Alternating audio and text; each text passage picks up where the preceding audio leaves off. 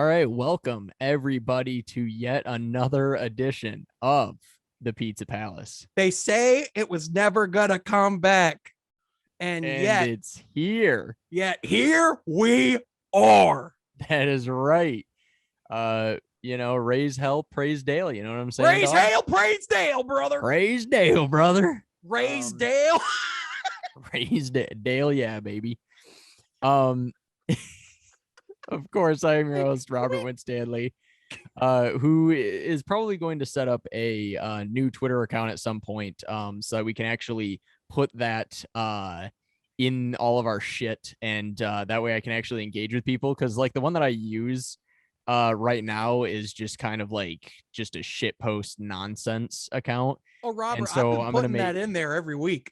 I know you have, but I'm going to make a new one that I actually like engage with people with, because the one that I use now is just fucked. So I'm just like, I'll just start over because it doesn't matter. Who cares? And of course, my co-host, everybody should know him because it is his YouTube channel, Sean Murphy. How are you, brother? Dude, so good. It's good to see you. Coming off of, a good weekend of sports, week 2 at Woodward Sports. Yeah. Yeah. I have read a few of your articles, by the way. I've been enjoying that. That's been nice. Appreciate it, man. I've been hitting the little thumbs up for you. Hell yeah, brother. Yeah, man, it's been cool. Still waiting on some other things to come through right now, but there should be some more articles later this week. There aren't going to be any for the next couple days, but later this week, just have to meet with them and do some stuff, and after that we'll get full rolling. But man, it's been a lot of fun so far. Been interacting with a lot of people. There's some fun stuff in the works, including the fact that I may or may not eventually be getting thrown through a table, and that is the only context I'm giving. Is this a Buffalo Bills thing? No. That is the only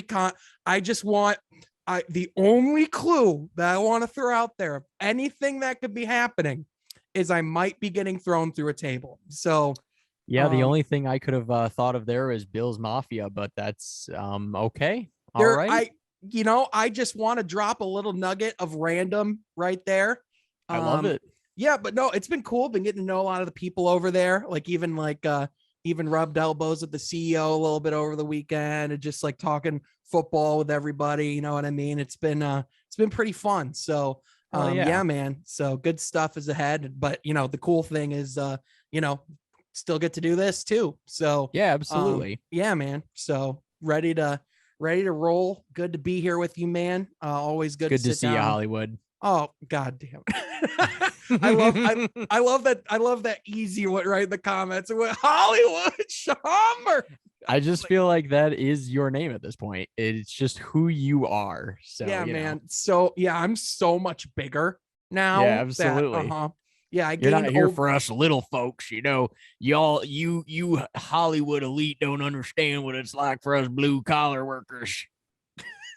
I'm sorry, I don't know what blue collar is. You'll have to explain that to me later, as I clearly am so huge now. You know what I mean? Mm-hmm. I also find the literal irony also funny. The fact that you have a quite literal blue collar around your neck, but hey, I do find that funny. Well, of course, it's the Honolulu blue today, of course, being, as of recording, we just got done with a wild card weekend of football. And my guy, Matt Stafford, who was the problem in Detroit, who couldn't get over the hump, that can't play in high pressure situations, that isn't good enough to. That sounds like Matthew Stafford. Yeah. The guy that went out and threw, who accommodated for 3 total touchdowns, threw 6 straight complete passes, 2 touchdowns in the first quarter, makes revitalizing Odell Beckham Jr.'s career. Him and Sean McVay do that. We'll get into that game, I'm sure, but man, absolutely. I wore this last night when I was watching the game, and now I got to wear it to celebrate. Of course, I love being on a Detroit sports podcast. You know what I'm saying? Like this is where I get to I'm known. shine. I was gonna say that's good, especially since I am known for making sure that I have nothing but Detroit natives and Detroit teams Yeah. in the frame whenever I'm involved. I'm always repping Detroit. Yeah. You're Obviously, always Dale rooted. Earnhardt very much known for being a proud Detroiter. Well, So well, like I said, the Raiders brand is kind of synonymous with the Pistons brand a little bit, because like back in the day, the bad boys did rep the Raiders stuff. They would always wear Raiders gear to games. It was always something that they would embody, because they wanted to be like those Raiders teams that were so tough and were so up in your face. So like, well, not to mention that in the late 80s, early 90s, I mean, NWA was becoming huge. And yeah, so, of course, like that culture being like super, super popular at that time as well. And they were kind of the bad boys of music. So then yeah, it's kind of, it was all synonymous and it was really kind of perfect. So, yeah. heck yeah. Yeah, that all makes sense. Yeah, So, for and sure. of course, the Intimidator here was the bad boy of NASCAR. So, Yeah, so let's talk about wearing the that. silver and black. I of course I know Robert, of course, one of the things we don't talk about on this podcast because no one cares. Not enough. But Robert is a big NASCAR fan. Huge. And so of course I hop on today, and with no explanation, there's just Dale Earnhardt, not one, but two framed photos of Dale. Really nicely framed, I might add. Yeah, very nicely framed. Like, these are not cheap. Like dollars and cents were spent on making these appear. So were these just sitting around and you were like, this has just got to be the background? Is that what it was? Is this going to be an ever rotating thing where we're just going to have different shit in the background? And today it's Dale. Like, is that what's happening? So what happened here? Okay. Is that so my wife's parents went to a antique store. Of course. And the only place you can find NASCAR gear, by the way, but keep going. Basically. And so they saw these and were like, oh my gosh, we have to get one of those for Robert. And they were I think they were like $10 a piece, something like that. So they weren't even that bad. Yeah, that's not bad. So anyways, they were like $10 a piece, and they texted me a picture of them and were like, would you like one of these? And I was like, yeah, I think I want this one. And they're like, well, you're getting both because they're cheap anyways, so fuck it, we're getting you both. Oh, heck yeah. Like, Dale, yeah, let's go. So we went Dale. over. Yeah, that's right. So we went over to their house this weekend and picked them up. And when we got home, we had a whole bunch of other shit because we stopped at the mall and all this, whatever. So anyways, I just set all my shit on this couch. So right before recording, I realized that I still had like this giant mound of like random shit all over the couch. And so I had to just move all of my books and stuff that I bought to the floor and this and that, whatever. Anyways, the pictures were also just sitting on the couch. And I was like, fuck it, those are going up. So then I stuck them up here thinking it'd just be, a fun bit to just have him in the background. And, heck yeah.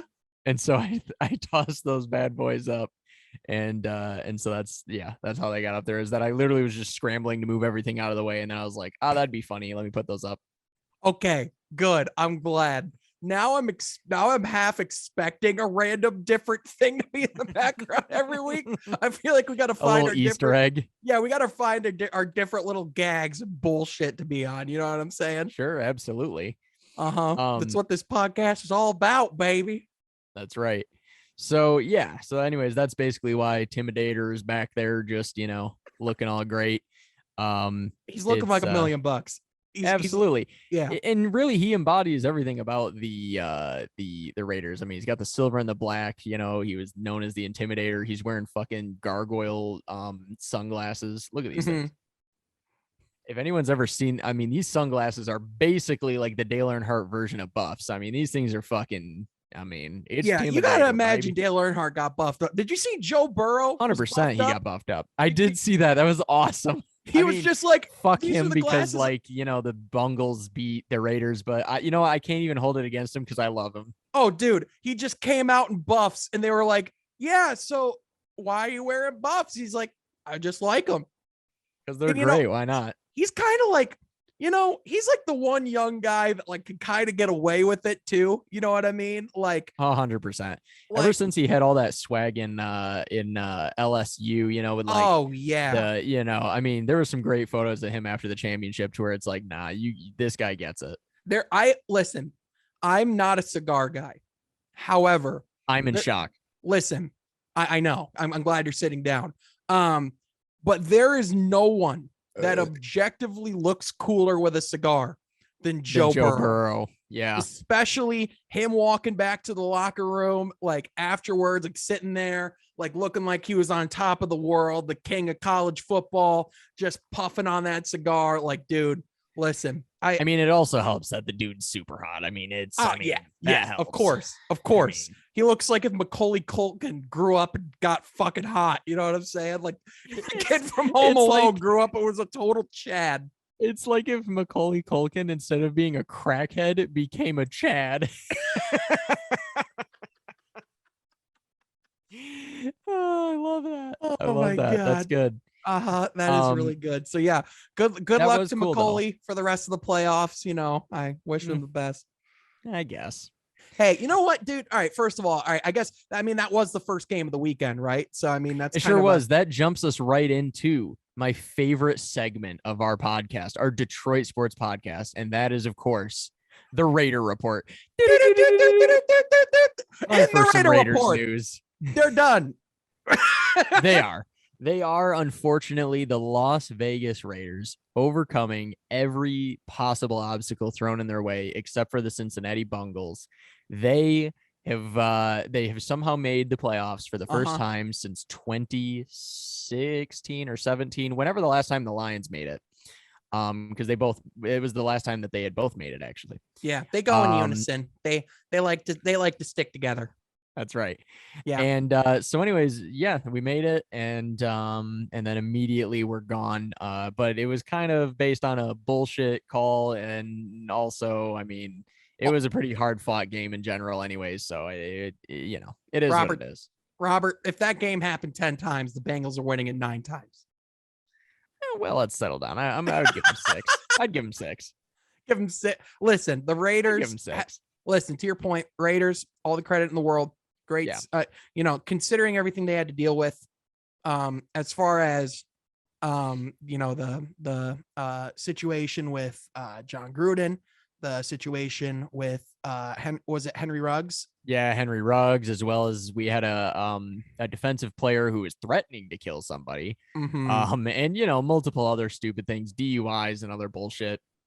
Yeah, I mean, this team really went through it. Yeah, so all the credit in the world, and obviously interim coach. I forget what the fuck his name even is, because we have an interim coach every season. So forgive me. They're like NFTs at this point. Yeah.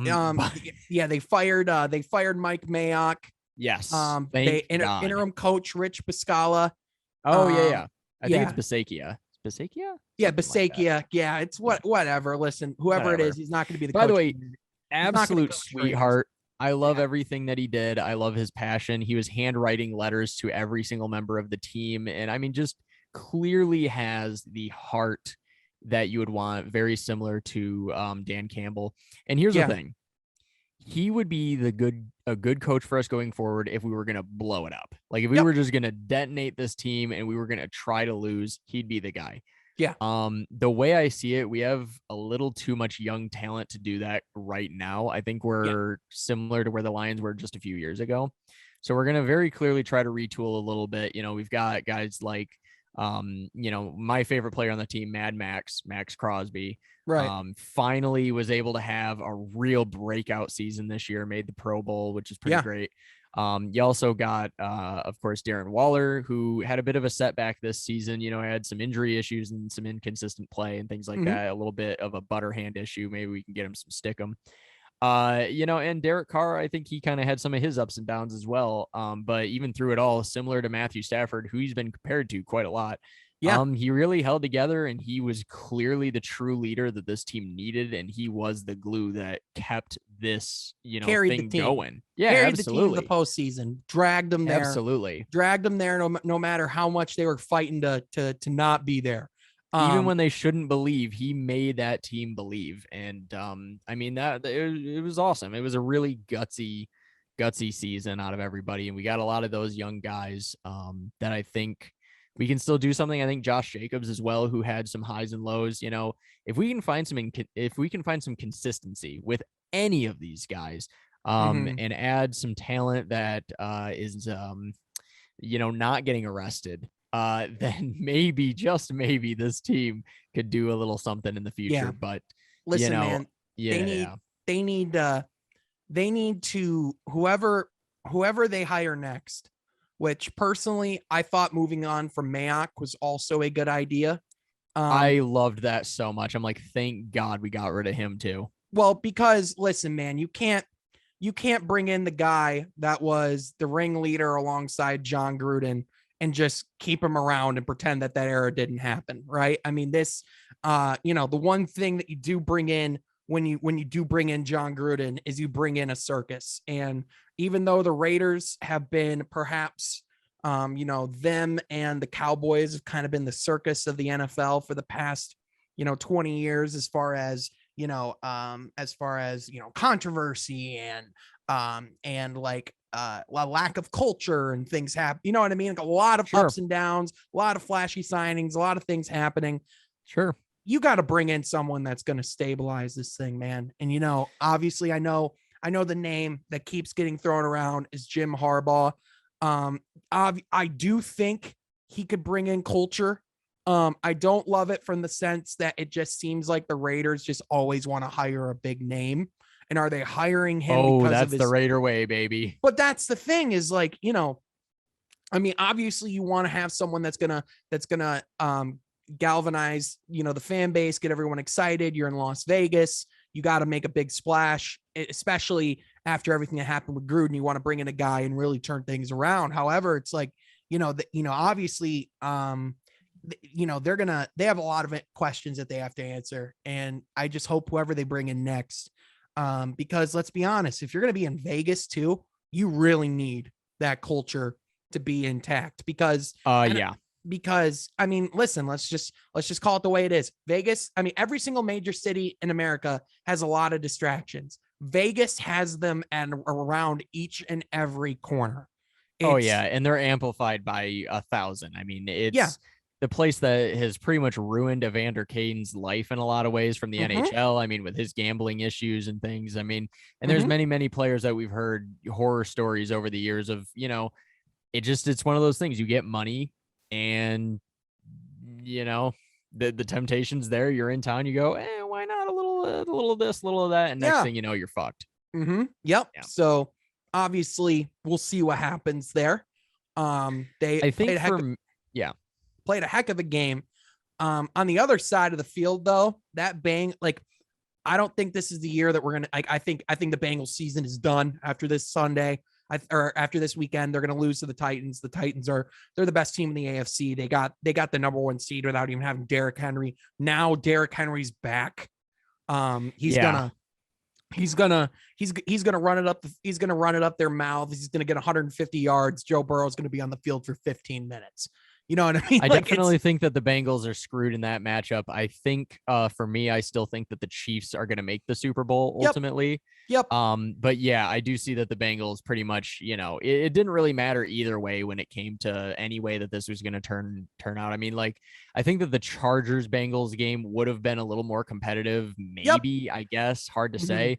But even still, regardless of who made it against the Titans, they were going to be fucked. So it is Yep. what it is. 100%. But hey, listen, I think the Bengals have a hell of a future because, Oh yeah. I mean, you really now it's all about shoring up everything else around Joe Burrow, right? It's how do you make that offensive line better? How do you add weapons to the defense to just make them that much better? Because the defense is already really good. But Oh now yeah. it's like, what are the next steps that the Bengals can take? Because this is a team that can contend in a couple of years if Joe Burrow Oh, keeps rising, absolutely. especially with the Jamar Chase connection. I mean, that is like, folks, that is the amount of scary shit. times the amount of times that the Raiders just basically left him wide open made me scream so much at the TV. I'm like, Yeah. he is literally the only guy that Joe Burrow throws to, basically. Just fucking double team him, or even here's an idea. Put a single defender, just a single fucking guy on him. But they'd be like, no, wide open. And I'm like, That doesn't what? make sense. I I don't. just, dude, it was unbelievable. But that's Listen, that whole defending a guy, dude. We don't do that here. I'm a Lions fan. I don't know what that means. So you're gonna have to explain that to me after the show. But fair. no, yeah, that I think of all, like, I was surprised that that was actually one of the more competitive games of the weekend, because well, I was gonna wrap up yeah, I was just gonna thing. Sorry. Yeah, go ahead. I was just gonna say there's a lot of blowouts, you know. There really was, which was really surprising. And we'll get into that. I think to wrap up, one last thing with a Raider report is that I think going forward, number one, the biggest hire I think is going to be the GM and some of the front office staff in general, because I think firing him, obviously everything that happened with John Gruden falls a little bit on their shoulders. But I think the bigger issue is the fact of how many guys that we have drafted who clearly had obvious character issues that just went unaddressed, and they just thought, oh, we can fix him. It's fine. Not a big deal.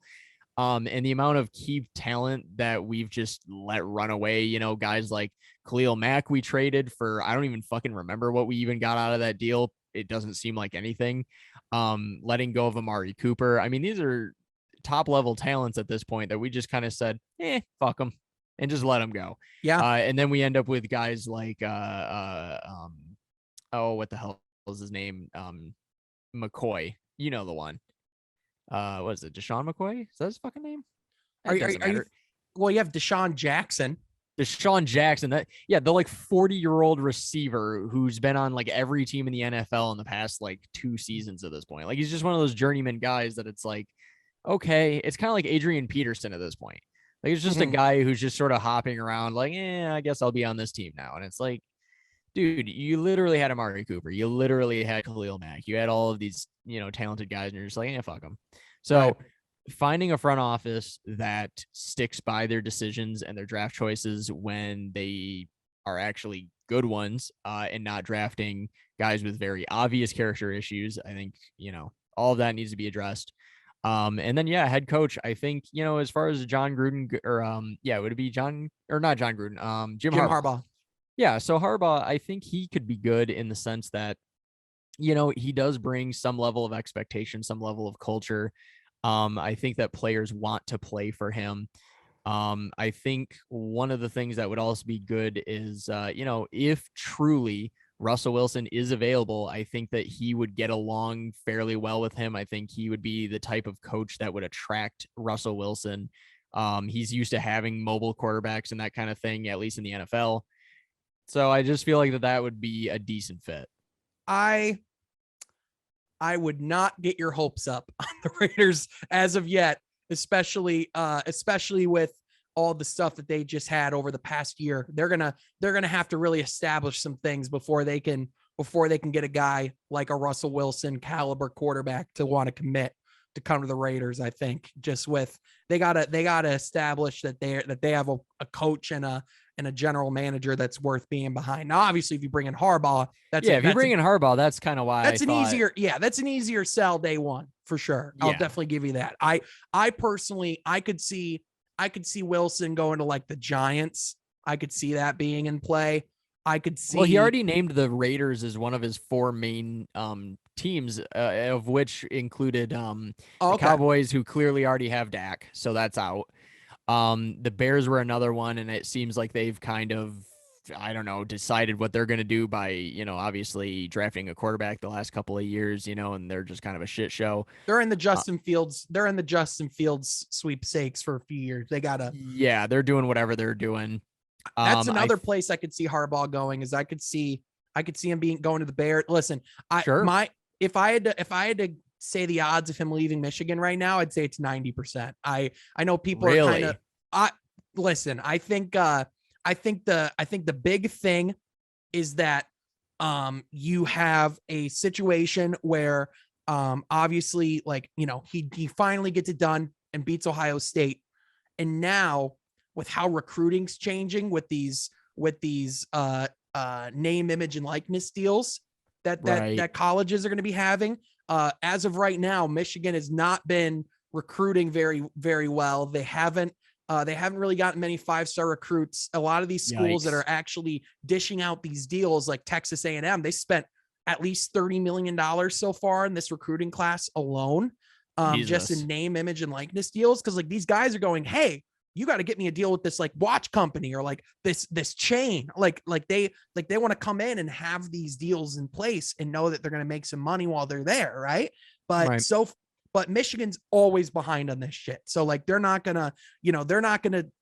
eventually, listen, Michigan has like the wealthiest like alumni in the world. Like they're gonna get it eventually. They'll figure it out. Yeah. Yeah. But if there's a time for Jim Harbaugh to leave, it's now, because it could get ugly pretty quickly in Ann Arbor with all that stuff. So especially with the clear-cut fits like the Raiders and the Bears, it just makes a lot of sense. You know what I mean? So yeah, that's totally fair.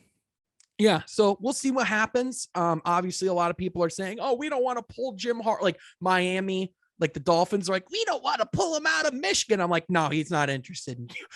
He's not going to Miami. No. Yeah, that's if he's going anywhere in Florida, he would pick Jacksonville over Miami. I just 100%. Don't know what else to tell you. 100%. Yeah, especially with how you've kept your front office intact for 20 years, but you keep firing all these coaches prematurely. And then keeping the ones that aren't worth keeping. I don't know. Dude, it's hilarious. That franchise makes no sense. The second they start to do a little bit better than they did the previous season, start to build on something, they just crumble it. It's very weird. Yeah. Apparently, Brian Flores just didn't get along with Tua, but honestly, I'd choose Flores over Tua, but that's just 100%. Me. Yeah. But so I think, the Raiders are in an interesting spot. They have an opportunity to really build, but we'll see where it goes. But yeah, other than that, there was a whole lot of blowouts this weekend that I didn't really see coming, I suppose. Yeah, the Patriots one was weird. I was expecting that game to at least be close. I thought at the very least, like the Bills were going to like pull away in the second half. And like Josh Allen was just going to start being Josh Allen and he was going to overcome the Patriots defense as the game went on. But no, they just shit down their throats and didn't even wipe. So it was 100%. Well, the thing that's weird about this Bills team, right, is that, they looked like the most impossible team to beat ever at the beginning of the season. Mm-hmm. And then they shit the bed for a little while there. And then suddenly they're back to being maybe good ? It's so hard to say, like, who is this team really? Like, which Bills team is the real Bills team? And is it just somewhere in the middle? I mean, it's very strange. Well, it's going to be interesting because I think a lot of it's going to come down to matchups too. Now, listen, sure. that's even though everyone was like, at one point everyone was like, oh, New England could be a Super Bowl contender. That team was never going to win a Super Bowl. That team, like, can we cut the bullshit on that? Well, that was just, everyone at this point counts on them just because of all the years of glory they had with Tom Brady. But yeah, people have not accepted, it seems, that those years are behind them. Yeah, 100%. Especially at least for a while. At least like, like it's like not saying that Bill Belichick can't win another one. He very much can. However, that defense isn't where it needs to be yet. And that offense sure as hell is not where it needs to be yet. So, well, they have a rookie quarterback. I mean, I feel like people forget that, and people, it's like, oh, well, Tom Brady came in. And it's like, well, technically, I'm pretty sure that was like Tom's second or third year on the team. Yeah. Because he was drafted in, what was it, 99? And so he started in 2001 over Drew Bledsoe. So he already had a few years behind Drew, and it was also a very different time in the league. So. Well, and even then, a lot of it was thanks to their running game and their defense. You know what I mean? Their defense was stacked. Exactly. Like whenever New England's won a Super Bowl, it's never been when Tom Brady's carried them there. It's been when their defense has been elite. Well, maybe at least the first few, Yeah, for sure. Yeah, early on, Tom Brady was definitely carried by a lot of the team itself that he was kind of coming into. Mm-hmm. And then later on, he sort of carried the team when they were sort of limping along. And clearly he has been a major part for my Tampa Bay Buccaneers. But, it's just a different situation in New England these days. You know, I think they're still going to be in a decent spot and they have a bright future with Mac. But, to say that they were Super Bowl contenders was a little bit hilarious. Yeah. Speaking of blowouts, we'll just get this one out of the way in 10 seconds because there's fucking nothing to talk about. The Buccaneers beat the Eagles. Yep. Go Bucks.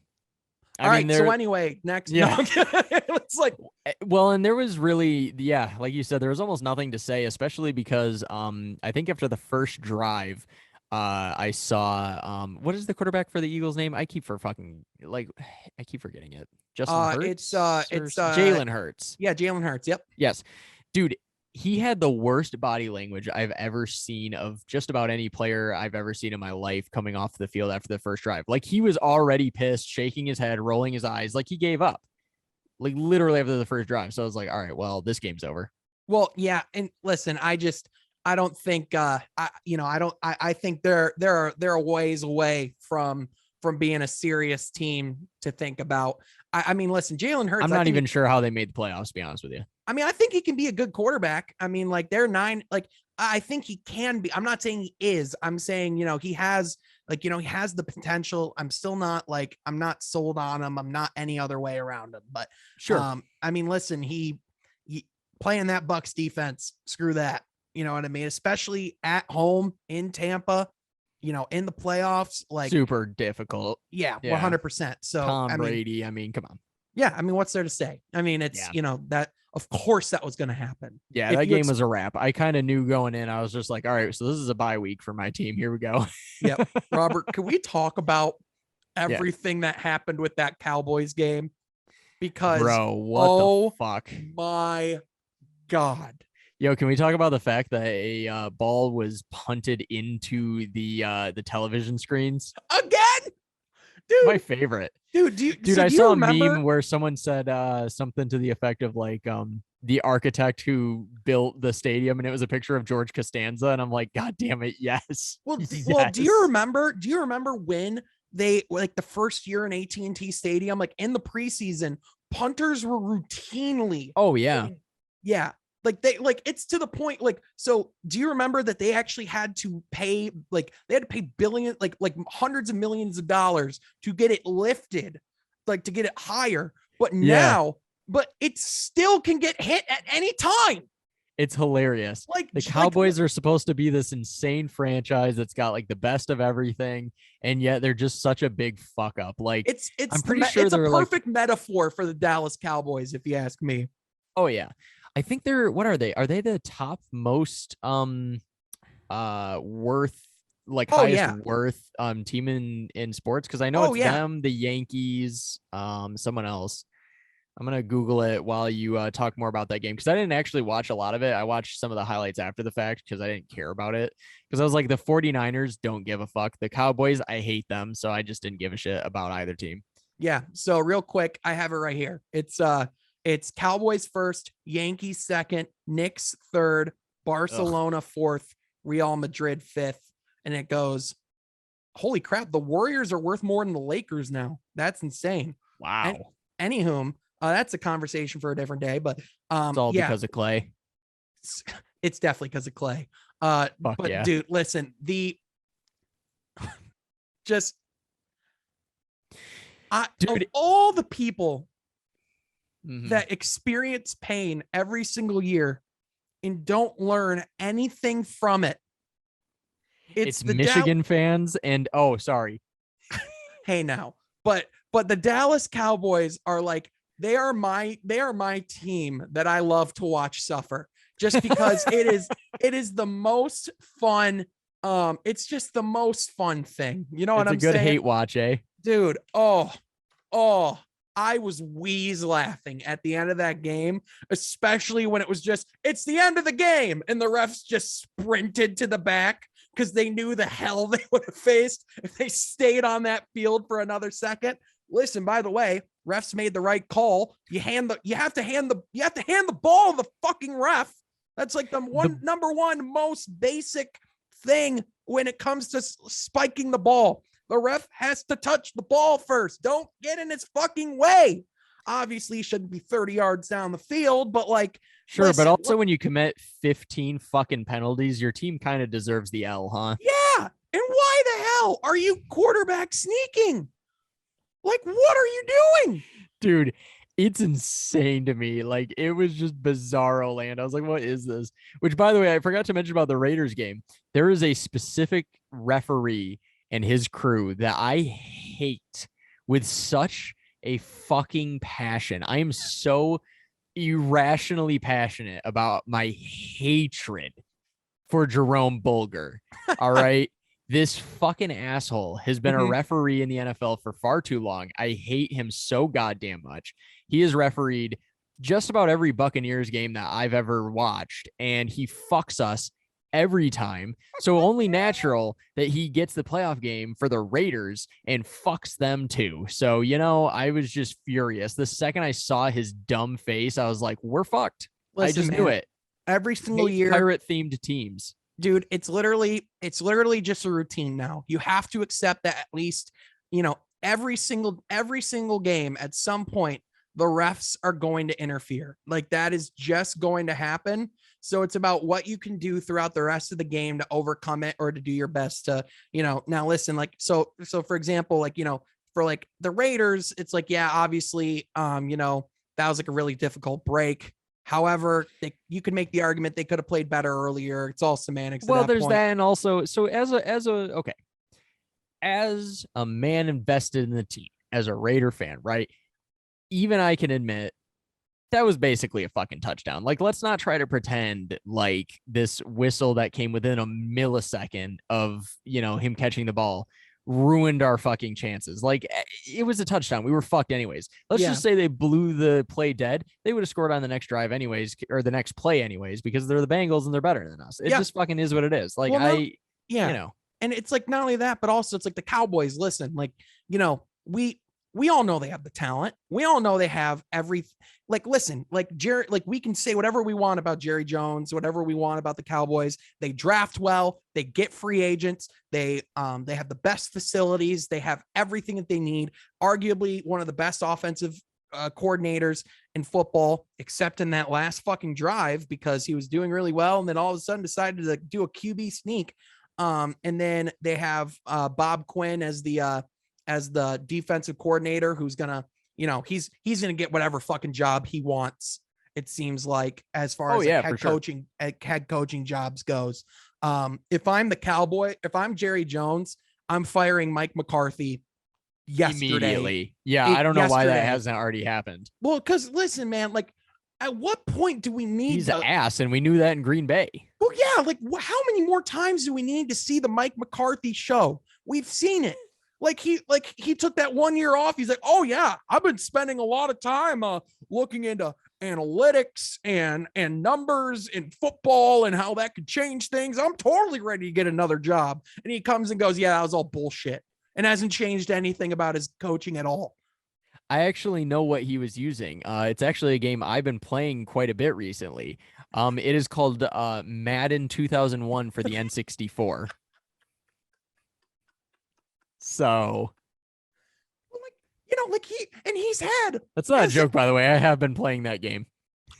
I know you play random shit all the time. I came over, you were playing Roblox a couple months ago. Playing Roblox. Yeah, and you were just having a blast. And you ran into your friend in Roblox. And you're like, oh hey, what up, Dylan? Oh yeah, that's right. I was playing Roblox with him. Yeah, we were building a mall. Yeah, but anyway. It's like, so like I made this meme. I'm sure you've seen it. I'm going to share my screen right now.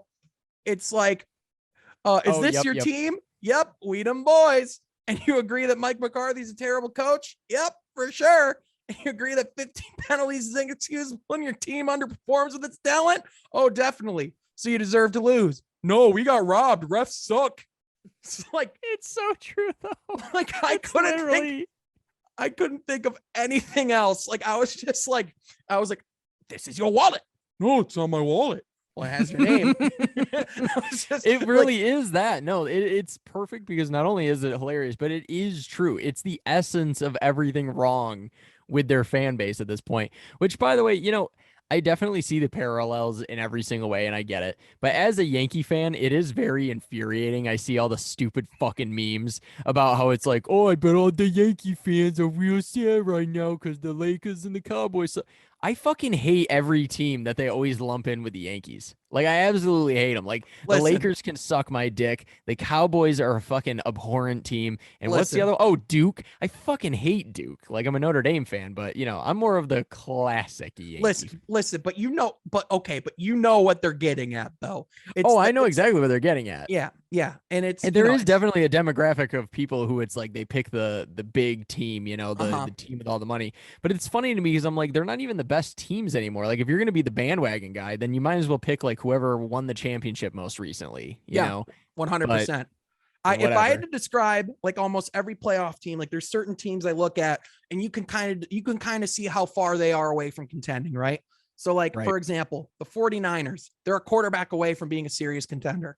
They have the coaching, they have the defense, they have almost everything. If they had a quarterback that didn't fuck up routinely and like could actually get the ball to their weapons, and not turn over the ball and not get injured every other play, that'd be pretty cool for them. If the Cowboys and the Cardinals both seem like Wait a minute, didn't they draft someone? Because they have Jimmy Garoppolo. Who the fuck did they draft? Yeah, They drafted someone in like the Trey first Lance. round. Trey Lance. What happened to him? Well, they drafted him like top 5. They gave him a year to like sit under Garoppolo. It was like that's a great fucking idea. Well, they did it with Mahomes. Listen, it's whatever you do with Mahomes. That's what works for everybody, right? But also, like, I mean, listen, Kyle Shanahan, hell of a coach. I trust him. I know. Like, and when Trey Lance did play, he didn't look ready yet. So, like, that's fair. That's fair. So, like, I don't know. Maybe that'll work. Maybe that's the strategy, and maybe that's their quarterback of the future. But I just thought about that. I was like, wait a minute. They literally drafted a top 5 guy. Why the fuck am I still seeing Jimmy G out here? Yeah, 100%. Well, that's why is because they gave them they still want to win, they still want to compete because they have the pieces to do so. It's just you can't throw in a rookie and expect to contend. You know what I mean? But I think they should sign the definitely out of shape at this point and old as fuck Colin Kaepernick. I think that's the move. I think they should bring in Ben Roethlisberger and just to say to hell with retirement. Because, you threw a couple touchdowns in a playoff game, you could still go, right? Yeah, fuck it. Can I just say, there is no player. Like, first of all, Ben Roethlisberger, hell of a career, like definitely. I'm very glad to see him go. Yeah, 100%. Piece of shit human being, all that kind of stuff. But I will say, if there is a player that I have seen, there is no player I've seen that has had a less graceful transition into retirement than Ben Roethlisberger, in the sense that he at rough, the end, the last couple years looked pretty fucking rough, and it was no secret that they were nowhere near being a serious. Because like last year they like won like the first 10 games, and they were like the least convincing undefeated team I've ever seen in my entire life.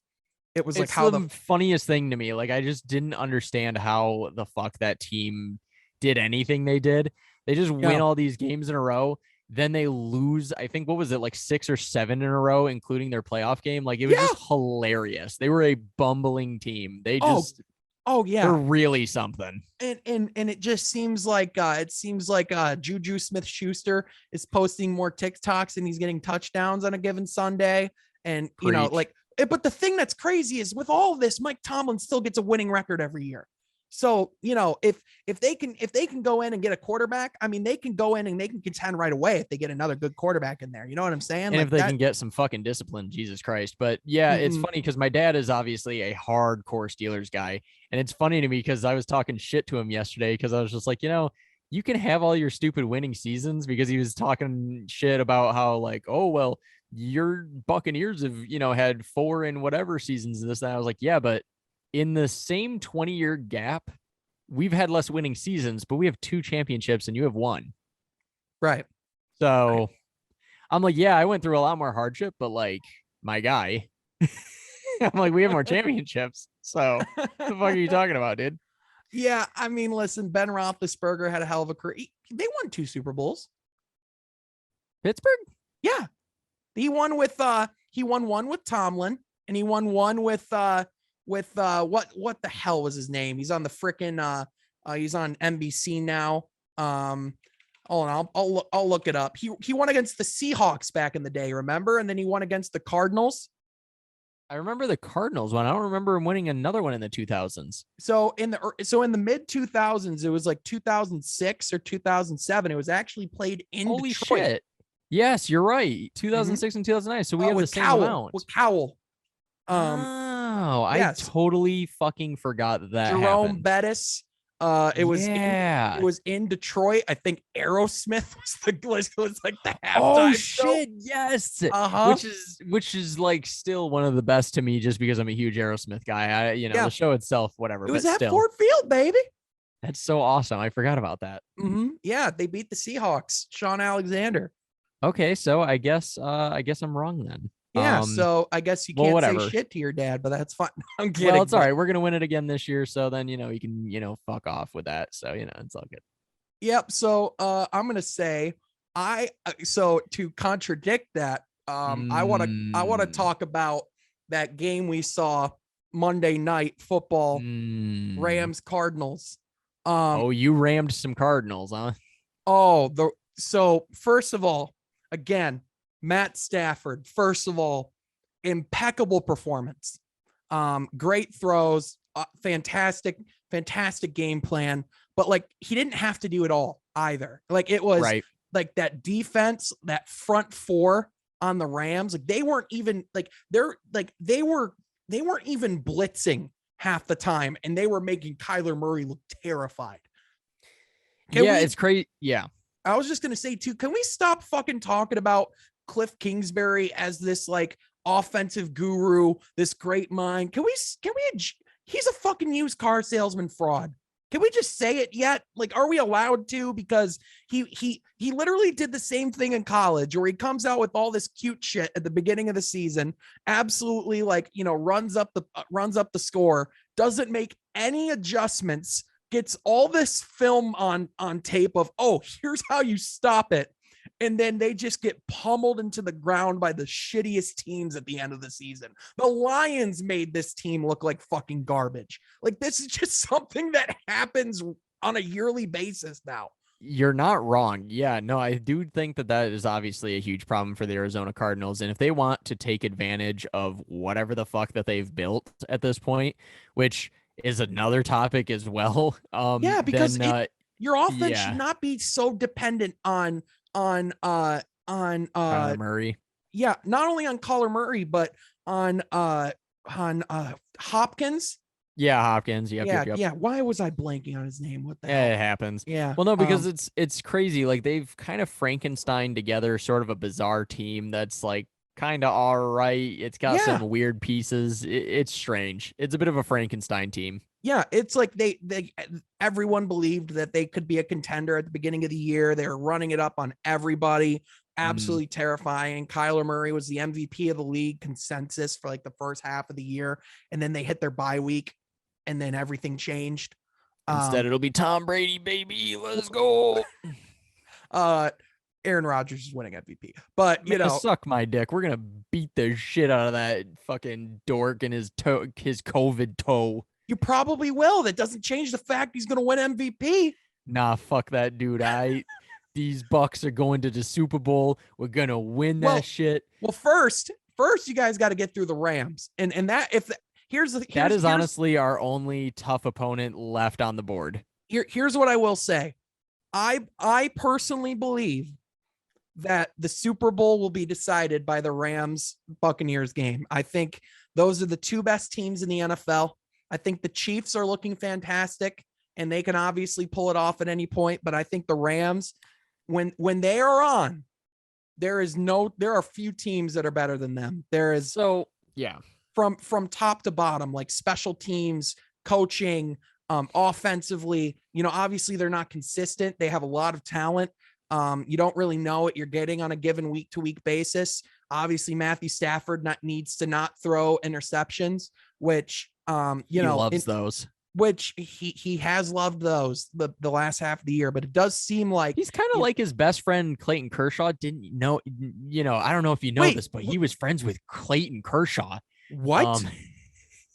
Fun fact. That's my favorite meme. But so did you know for a couple year stretch, the Lions did not have a 100-yard rusher? So, so That was the anyways, other thing. Every fucking game, Clayton Kershaw, 100-yard rusher, 0-16 year. every Detroit time. sucks. Yeah, every fucking game. Anyway. Every fucking time. Uh-huh. Now it's how many years it's been since we made the playoffs for any given team. So And fuck it's you, national media, you and bunch of it's cunts. also the 9-7 wasn't good enough quote, Yeah, which it just whatever. But yeah, the point is that like so he does have like an interesting parallel with Clayton Kershaw though, in a way where it's just like Clayton, absolutely amazing, throws lasers, but every now and again he suddenly just gets home run out of the fucking park. Like all of a sudden he just starts throwing these like bullshit balls and those things are heading to the right. seats. And kind of similar like Matthew Stafford, when he's off, he just starts throwing it to the other fucking team. Like he's Well, just kind of confused as to who his team is. he is a really aggressive player, Yeah, and it either pays off or sure. blows up in your face, and it almost feels like there's no in between. Sure. Now I do believe Yeah. that I think this team's talented enough to beat the Buccaneers. I do. I do too. I was going to actually dive into why I think this is our only true test at this point. Uh-huh. Because when I look at it, like now that we're missing Tristan Wirfs, that is going to be a huge fucking problem because he is really kind of the staple and backbone of this offensive line. I mean, at least one of the major key parts to protecting Tom Brady. Mhm. And when they have a guy like, what is it, Aaron Donald? I always Yeah. forget his name because I don't fucking watch Rams games because why would I? But Oh, the point is, you won't forget his name on Sunday. That's all I'm saying. exactly. Like the thing is he's going to absolutely demolish the offensive line now that Tristan Wirfs is missing. I mean, he was already going to struggle, he was already going to get through anyways, but like Mm-hmm. it's even worse when you're missing key guys. And now we've said that maybe he can play Sunday, but I don't know if you caught any of that bit where he was injured. Tristan Wirfs was clearly not in any shape to play football. So I just don't see that happening. So that's going to be a huge, huge problem. We're already pretty much out of wide receivers. I mean, we have like sort of Mike Evans, we've got Gronk, I guess, and then everyone else. Yeah, so that's a problem. To me, this Buccaneers team is not as good as last year's team. And I think that's like their one. I mean, listen, they're still really. It's mostly because, well, it's mostly injury. It's not like because we let anyone go or let like some issues happen. Yeah, it's that's an what it injury is. thing. That's what it is. It's health. You know what I mean? Like last year, the stars aligned. They were absolutely dominant. They went in and they were able to maintain that roster, and they had the most fucking dominant roster at the end of the season, right? Yeah. To me, it's the exact same situation with the Rams. You have Cam Akers coming off of injury, healthy, ready to go, looking perhaps the best he's ever looked off of a torn Achilles. You have all these other guys. They brought Eric Weddle out of retirement. That was weird. Like literally, I forgot about Eric Weddle and I saw the report, and everyone it was like, but Chargers fans did. Yeah, and I was like, yeah, they were like, oh, here's all these players coming back from injury. I thought they were just talking about JJ Watt. No, all these guys on the Rams are back, and like they look like, and if they stay healthy, if OBJ can keep being a factor, because listen, if they're gonna have to neutralize Cooper Kupp, right, you're gonna double team Cooper Kupp. You're leaving OBJ in a 1v1. He's looking the best he's ever been. That honestly might be one of the biggest holes that they definitely filled, whether they realized that it was going to work out the way it has or not. Because yeah, you're right. Like one of the biggest problems when Stafford was with the Lions, right? Like even when he had Megatron, it's just like, oh, we'll just double team or triple team Megatron and then he's fucked. Yeah. Well, you just eliminate his one receiver and then he's fucked. But now that he has a second receiver, it's like, eesh. Well, it's kind of perfect because because it was going to be, because OBJ was going to be the third guy, because it was going to be Cooper Kupp, Robert Woods, and OBJ. But literally, as soon as they bring in OBJ, like literally his second day of practice, Robert Woods like fucking tears his ACL. And so it's like, oh, hey, you can come in. It's like, oh, that's cool. So yeah, that kind of worked out in a way. Oh yeah, worked out great. But I think that this is easily the Buccaneers' biggest challenge ahead of them, because the thing is that Green Bay didn't really make any significant improvements after last year, and we had a fairly easy time in Green Bay beating them. Yeah. And anyone on the other side of the board is hilarious at best. I mean, like the Titans aren't shit to me. I think the Chiefs are basically the same fucking Chiefs we destroyed in the Super Bowl. And then there's the Yeah. Bungles. Who cares about them? And then who's the So other? Oh, the 49er? No. so 49ers is on our side. Who's the last one? Who am I missing?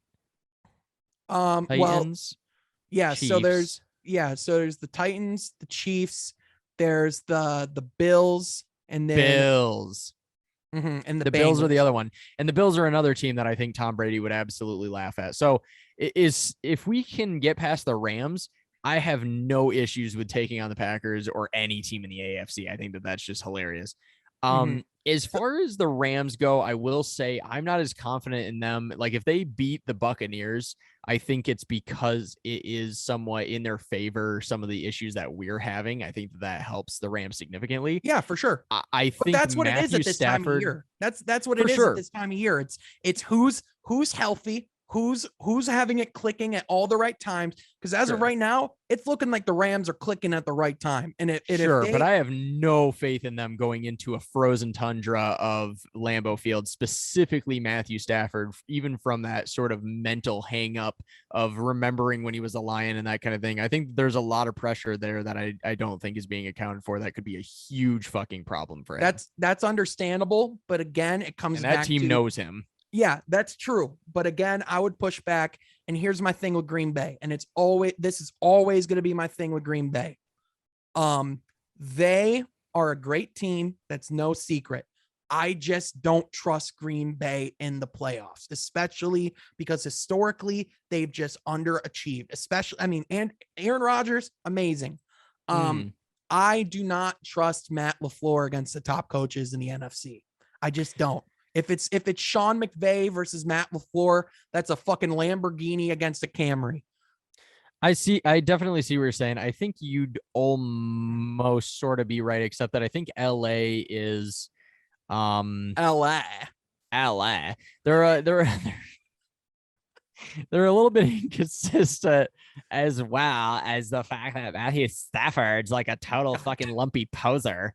I just think He's not a poser. God, here's what I will say. I do think that would be a huge trouble. I think for the Buccaneers, the Rams game is their biggest challenge to letting them win the Super Bowl. I think for the Rams, their biggest challenge would be Green Bay to win the Super Bowl, because I just don't believe in any of these AFC teams. Do you? Well, the Chiefs are better than last year. They did improve their offensive line.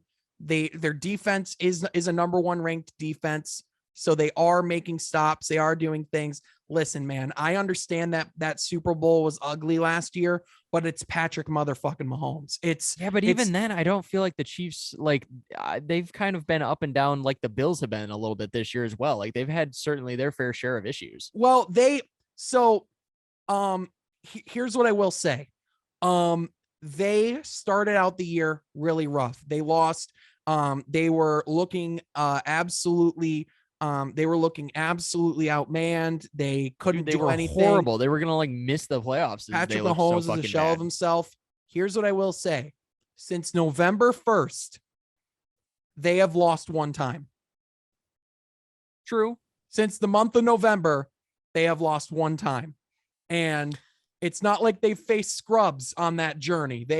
Their schedule actually, if anything, got tougher. And they beat Green Bay, they beat Dallas, they beat the chart, like they've beaten all of these teams, and the only game that they lost was a shootout in Cincinnati. You know what I'm saying? So right. No, so, I definitely I think that's true, but I don't know. I just feel like the NFC, to me, looking at the big three that's over there, they just look so much better in every single way. Listen, the NFC is the better conference, 100%. I definitely, I think what the AFC, like what the NFC has that the AFC doesn't, is parity, right? Like, because at the end of the day, the AFC is up and coming, and a lot of these teams are looking really good. The Bills in the future can certainly be a team that can contend. They can certainly. Yeah, they got to figure out a couple of holes, but they'll be fine. Yeah, they certainly have a chance to beat the Chiefs in Arrowhead. But that's the problem. You got to beat the Chiefs in Arrowhead. And on top of that, the Titans, like again, like, another team, they're kind of like the Utah Jazz of the NFL, where like they are really good. They have these stars. They're consistently towards the top of the standings, and they can fuck up some shit in the playoffs. But once it actually matters and the brights get light, and it's time for them to capitalize do and be getting light sometimes. make it their moment, it doesn't happen. You know what I mean? Like, Derrick Henry's like the Donovan Mitchell of the NFL. You know what I'm saying? That's such an oddly perfect comparison. Like the minute you said that, I was like, oh fuck, they really are the Jazz, huh? Mm-hmm. Yeah, it's because it's the same thing with them. It's like, man, every single year they look fucking dominant. They do all these incredible things. Like, like Rudy Gobert is a fucking force in the paint. All these guys are unstoppable. But do you trust them when it comes down to the Western Conference Finals? Do you trust the Titans when it gets to the AFC Championship game? Because they haven't closed the deal yet. Especially, do you trust Ryan Tannehill against Patrick Mahomes? Do you trust Ryan Tannehill against Joe Burrow? Like, Ryan Tannehill is not the reason they win. He just doesn't turn the ball over. That's the only thing Ryan Tannehill does. Yeah, the only reason I'd give him anything over Joe Burrow at this point is simply experience. Yeah, 100%. But also, listen, what the Titans can do, and they do so well, is they can run that ball and keep your quarterback sitting on the bench. True. And so, the 49ers do the exact same thing. They, like certain teams have just figured out the best way to stop a star quarterback is to keep him sitting on the bench. Oh, 100%. The best way to stop Tom Brady is to keep him off the field. It is. Yeah, thanks, New Orleans Saints, you fucking jerks. It's what you do. It is what you do. It's so, I think even though the AFC, like, they're still probably like a year or two away. Weren't we going to do a predictions bracket? Yeah, we said we were going to do it starting with the divisional round. So, yeah, well, hey, I guess we pretty much did already. I think we said what we think the Super Bowl is going to be. I mean, it's going to be the Chiefs, and then it's going to be the Rams or the Buccaneers. You know what I mean? We'll do this for basketball because who gives a fuck? We'll do a bracket thing for basketball when that shows up. Oh, 100%. We'll do a March Madness bracket, and I'll make you fumble through. I'll make you fumble through doing that. That would be a hilarious pod. We will definitely do that. And we're definitely going to do an NBA playoff bracket. Speaking of, I do want to touch on basketball really quickly. Yeah, I was just gonna say, I was just gonna pretty much just say that this weekend had a lot of super awesome games and stuff like that. Can't wait to see the Bucks game against the Rams. We'll probably have to get together for that one, maybe. That'd be fun. Oh fuck! Wait, is that on Saturday? It's on Sunday. Sunday. What time? 3:00? Yeah. Okay, I think that actually will work. So yeah, we'll off pod figure that out. Because I think that'll be a lot of fun. My team versus your quarterback. He's my quarterback. So anyways, listen, at this point, all I'm rooting for is Matt Stafford. I mean, I'm pretty open on that. It's my childhood quarterback. That's my fair. Favorite. I just want to see him do it. And I didn't have a childhood quarterback because we had like 17. So 100%. And listen, I share namesake with Sean McVay, so I only win if Sean's do good things, right? That's how it works. Fair. Yeah. Fair. So listen, if I'm not having good things happen in my life, at least Sean McVay is. You know what I mean? There's a Sean out there winning. And if you guys lose to the Buccaneers, there's always the fact that Sean Murphy Bunting is playing for the Tampa Bay Buccaneers. Dude, I'm a Super Bowl champion. If I throw Bunting at my last name, I'm a champ. Fuck it, why not? Dude, that's what I'm saying, dude. But yeah, with basketball, Sean, talk to me about the fact that the man, the myth, the legend, one of the fan favorites of the entire NBA, his name is Bol Bol. Sean, what the fuck happened with Bol Bol, huh? Yeah, so this was a weird acquisition in general, to where we all just kind of looked around at each other and went, why did we pick up Bol Bol? I mean, I guess he's free, so like, okay. Yeah. But it was one of those like, why? I mean, why not? But why? And then now it's what is happening? So the only reason, like the big reason why, obviously, is size. We needed size. And like you said, pretty much free. It was Rodney Magruder and a second round and like a second round pick that we got from Brooklyn in the Dubois trade. So what happened was, and this is the second time this has happened. This happened to us in 2016 as well, but we traded for a player. And what happens when you make a trade is no trade is made final until a player passes their physical. And so Bull had been struggling to see some time on the court this year. A couple years ago, he had he's been dealing with a foot injury ever since he's gotten into the league. Well, he's 40 feet tall and he weighs about as much as my foot. I mean, the dude's what is he? Probably like 70 pounds soaking wet, and he's like 8 feet tall. I mean, Jesus. Yeah, he's 7'6". He's a freak of nature. Holy shit. Yeah. Is he actually 7.6? Oh my God. So he's actually all right. So let me correct it. He's 7'2", but he has a 7'8" wingspan, and he's 200 and he's 220 pounds. There's no shot he's 220. Funny enough, if you no shot. Funny enough, if you Google him, it still says he's on the Detroit Pistons. Apparently, he would have been number 10. So good to know. But he wait a minute, isn't that Dennis Rodman's number? Oh yeah, that's his number in Denver. Never mind, he wouldn't have been. Yeah, I was gonna say he wouldn't have been because that's retired. Which Bulls retired the 91. What the fuck are we doing? It's just like with Cade Cunningham. We brought 2 out of retirement for him. We'll bring 10 out of retirement for Bull. Anyway, I would fucking burn every Pistons thing I have if they did some shit like that. So if they fucking unretired Dennis Rodman, I would kill myself. No, we're not doing it. But anyway, so obviously he did not pass his physical. He was sent back to the trade was null and voided, and we brought back Rodney Magruder, and it just came out today that Bull has to get surgery and will be out 8 to 12 weeks. So everyone's like, what is Detroit doing? That's what they're doing. That's what they're doing. If anything, give the Pistons medical staff a pay raise. Wait, people were saying, what are they doing? Yeah, people were upset. They're like, why don't they just think bring we him were in? just what when he didn't pass his physical? Like what? What the fuck? If you don't pass your physical, something's wrong, clearly. Well, Robert, you can't see the bigger picture when you're dumb. So that's a thing, but other stuff happening in basketball. So I do want to make I was just gonna sorry. I was gonna say, so he was a Nugget, right? Yeah. So could we have sent him to we send them to the Grand Rapids Gold? Dude, we still see him in the state of Michigan? Dude, anyways? we very much could. He could go on rehab in Grand Rapids. That'd be fucking awesome. Let's go. If that happens, we're going. Oh, 100%. 100%.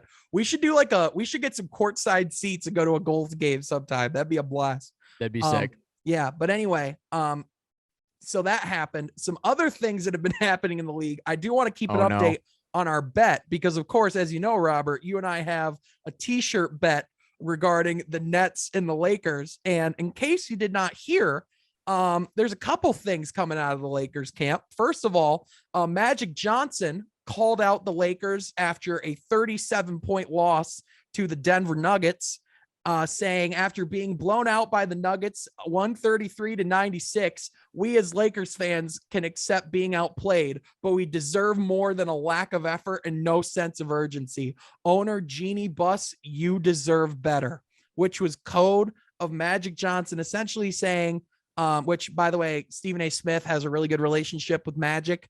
He said exactly, he was like on First Take, he's like, I'll tell you exactly what this means. I know Magic Johnson. I've never been wrong. This means a change has to be coming in Los Angeles. And it's been reported from Shams that Frank Vogel is on a game-by-game basis, and his seat is hot as ever. Robert, it's sounding like if the Lakers have another game like this, which, let's be honest, it's gonna happen. So he's fucked. Frank Vogel's got about, listen, they okay. So let me just run you through what their schedule is coming up. No. So they have a game tomorrow at home against the Pacers. That's all well and good. And then they go on a road trip out east and they go at Orlando. That's fine. That's whatever. Vogel will still be there. And then you have a national televised game at Miami on NBA TV. Yikes. And then you have 2 straight games on TNT at Miami, at Brooklyn. Oof. Actually, it's no. So at Miami is the NBA TV one. It's at Brooklyn and at Philly on TNT. So here's all I'm saying. If they put together another embarrassing performance on national television, Frank Vogel will not have his job. That's just straight up where we're at. As of the time this episode comes out, Frank Vogel might not have a job. Is kind of where we're at right now. So this is a ever fluid situation. But it's sounding like Frank Vogel's losing the locker room out in LA. My man lost the locker room. Oh yeah, 100%. It's playing hide and seek with him. And in my opinion, I think Rob Pelinka should go out the door with them this offseason. Because I think he's made some inexcusably bad moves that has really hampered what the franchise can do going forward.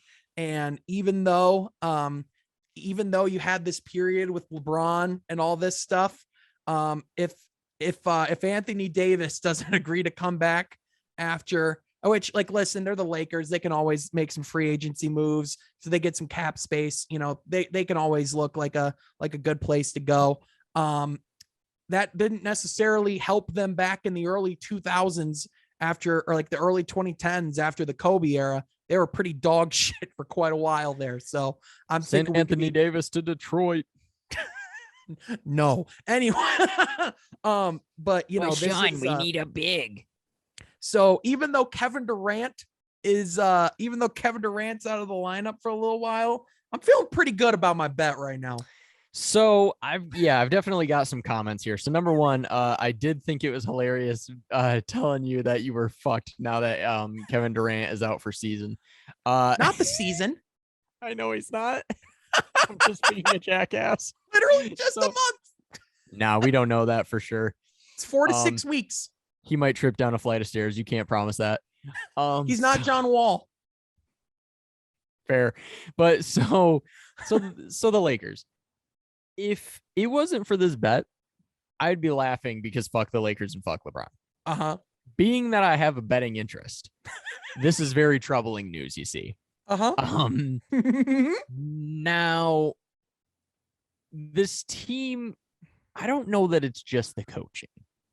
Let's be honest. Oh, no, it's from the because top down. Coach LeBron is a lot of the problems here. The fact that he is the coach, the GM, and the biggest player on the team. Now, I think one of the things that has always seemed a little odd to me is if you have an employee of any kind, specifically a manager, if you will, with being the head coach, if they're on that thin of ice, what the fuck's the point of keeping them at that point? Unless you're just using them to buy time while you interview other candidates, because having them on a day-to-day is just sort of like you're fucked anyways. There's no way you're going to turn this shit around. We've pretty much just given up on you. Like, what is the point?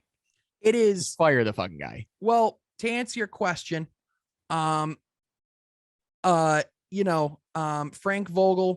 did lead them to a championship. He did get that team to come out and play hard against Utah, but despite that, Vogel is, it's one of those things where, listen, they need a scapegoat of some form for this situation. I think if you can see this team potentially turn around without having to make that kind of move, I think you want to see that happen. So sure. I think at this point you realize that Vogel's on thin ice. But I think the message is pretty clear. Make this work or you're done. And I don't think they can make this work. No, he's definitely getting fired. So then my question becomes, so bet aside, which I've pretty much just accepted, I'm fucked unless Kyrie gets COVID. KD gets hurt and James Harden eats Ben and Jerry's or something. Should I start like sending you links to things I want? Should I start shopping? Should like eat my ass? Arcade jerseys in the equation? Like, we can just we could, whatever it is, I'll just start wearing it every week on the pod as like a token of I won this bet that you were so confident in. We'll get there. But the point is, I do have a few questions. Absolutely.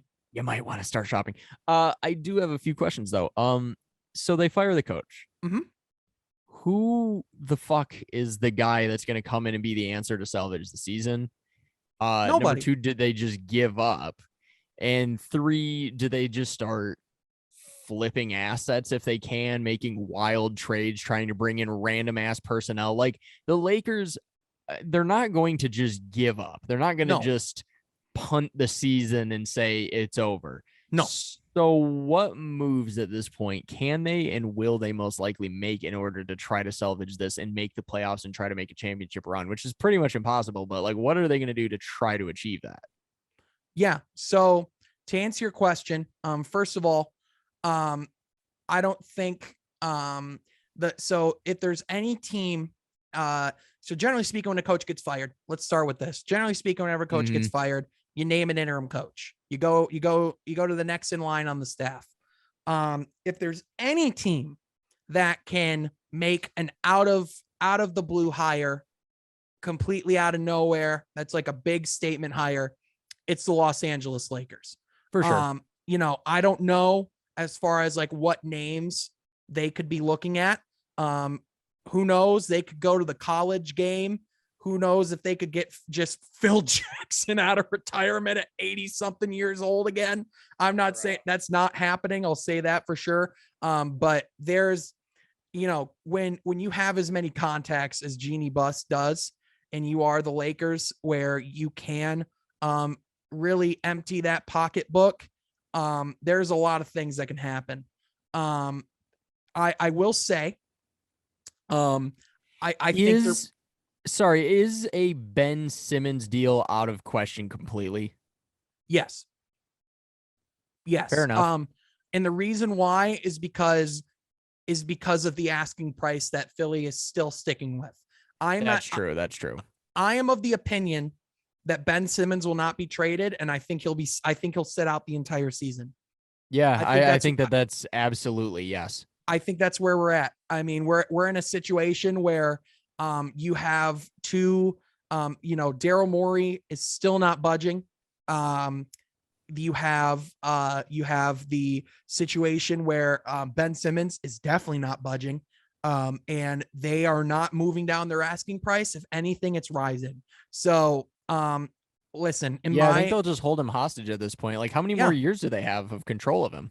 I believe they have another 3 years, but then it gets into, but then it gets into, the thing that could be dangerous with the Simmons situation is what this means for collective bargaining going forward, because owners are going to want some real revisions in place or things to prevent this from happening in the future.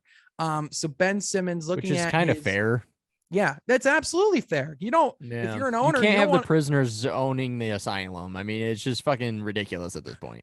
Yeah, you can't. Yeah, it's that's like a really fucked way of putting it. I'm sure, because like a lot of people are all like, the players should have all the power and fuck these corporations. Blah, blah, blah. Yeah. I get it. But at the same time, like, they're running a fucking franchise here. They're running a business. Like, you can't just sign a contract and then just be like, no, fuck you, I'm not going to honor it. Like, listen. On one hand, on one hand, Ben Simmons has every right to not want to be on this team. Sure. Having said that, to your point, he's got a contract. As of right now, he is supposed to be getting paid $30 something million a year by the Philadelphia 76ers. He is contracted to be an employee of their franchise through the 2024-2025 season. He is there. So it's like, fuck you, dude. You don't deserve that money if you're not going to honor your side of the agreement. Right. And he's not getting paid. They're good. What they are doing is they are essentially, they created like an escrow account. And like, they're just essentially, instead of like what they're doing with those fines is they're taking it out of that escrow account of all that money that they're supposed to be paying him. So he's not getting paid.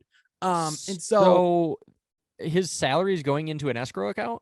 Pretty much. Yeah. He's not getting shit. So what happens to that account should he get traded, or if he just sits out for the entirety of his contract? So like more than likely what would happen is if he gets traded, he would probably get a lot of his contract, like whatever team brings him in, there would probably be some workaround to where he's going to get his money. You know what I mean? Like if he were to get traded now, that's it. That's if he was going to get traded by the deadline. In my opinion, if this price is truly not going down and it seems like Daryl Morey is hell bent that he's got to get a star, that price ain't going down. Now, I will say on the From Half Court podcast earlier this week, Troy and I talked about this, and I just spent 10 minutes calling Daryl Morey a fucking idiot.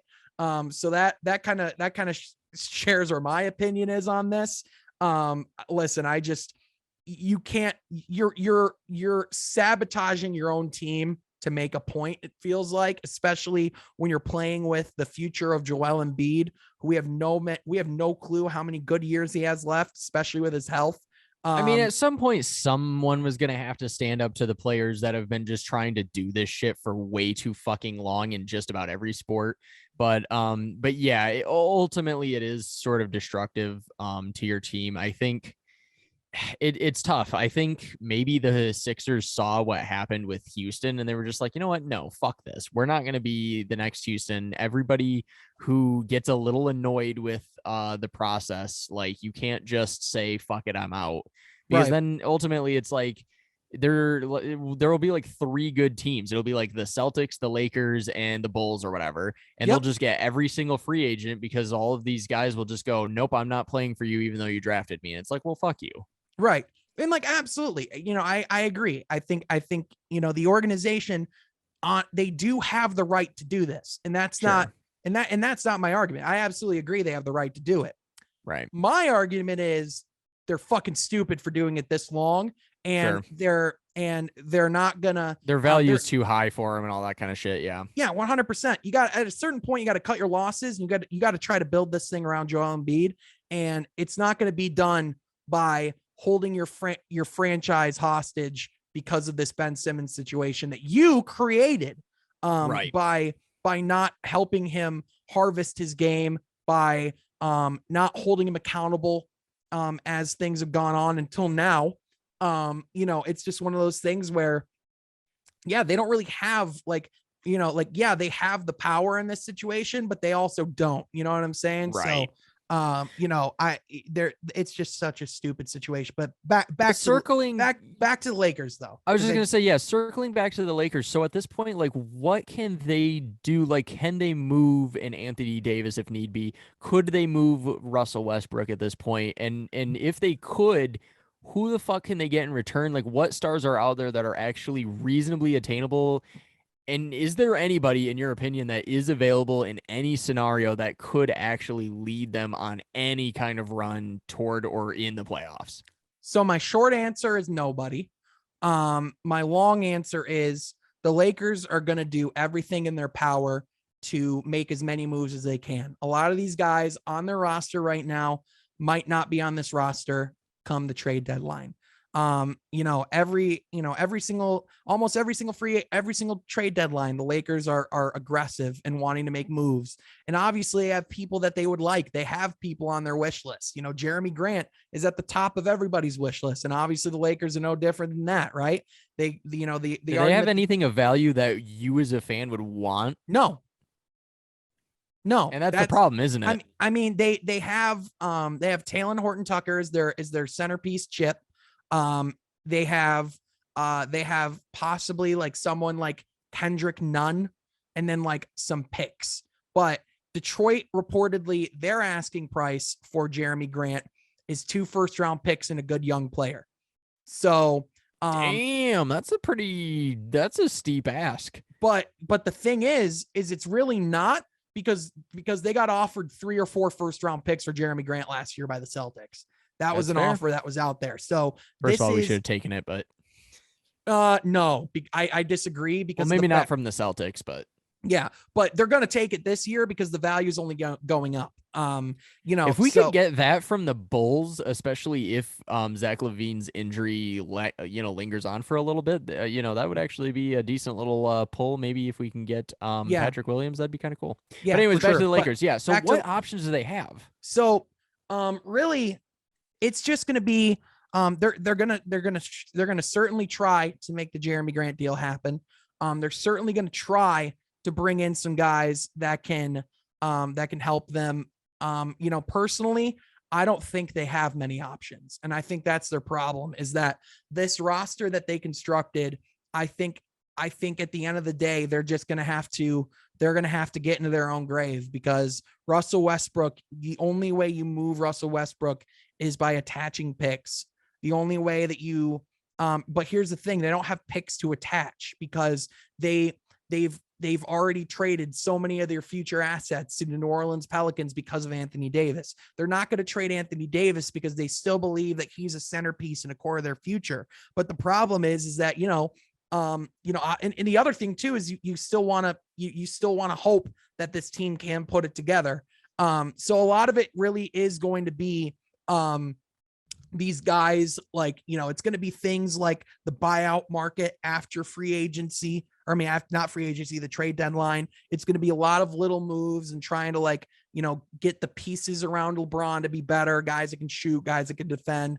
But the simple truth is, they're going to try a lot of things, Robert, but they are very much stuck in this situation that they created for themselves. So, well, and I think one of the other big problems is the fact of they are married to LeBron at this point. I think if they had they're married to Westbrook too. That's the thing. They're very much. Yeah. But if they wanted to have any value, they could, in theory, find a team that just needs that gross piece to put them way over the edge, and they could trade LeBron James and they could get some value back, and they'd be in decent shape, maybe at least somewhat for their future, but there's no fucking chance they do that. So it's just LeBron James is never going to get traded. Absolutely. Yeah.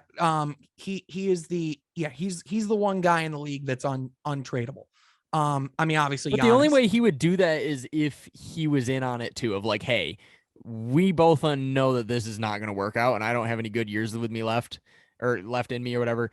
I want to go to Chicago. I want to go win the championship. If I go there, it's pretty much a done deal that they're going to win this shit. They're going to give you Patrick Williams and 2 first-rounders. You want to do the deal? The Lakers would be like, fuck it. What are we supposed to do at this point? Right. Well, so like if he forced their hand, technically, sure, but that's just straight up not going to happen. So yeah, the Lakers are pretty much just fucked. Like I said, they certainly have some people in mind, or some guys that they want to trade for. There's certainly been names that have been thrown around, but again, it just comes back to the fact that you might have these guys that you want, but it really comes down to, you can only get what you have to give in return. And sure, this again, they made the trade for Russell Westbrook.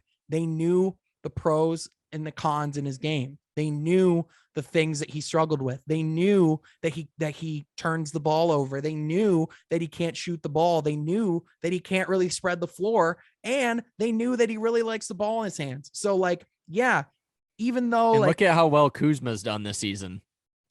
Yeah, look at how good how much better the Wizards are with all those pieces that they have. On top of that, now they're going to be able to flip it sounds like they might trade Montrezl Harrell too, which they got from the Lakers. So it sounds like they're just getting even more value out of it. But listen, man, I just, outside of the first year that Rob Pelinka was fully in charge, he hasn't made a single good move, in my opinion. And I think they are going to be, if this year's looking bad, their future's looking even worse. So a lot of these guys are going to be coming off the books as far as like veteran minimum dudes. They're going to retool, try to get some new guys around them next year and try to take another swing at it. But the reality is, LeBron James' days of contending for championships are over, in my opinion. Yeah, I think that's all very fair and very well said. I think, one of the deals here is,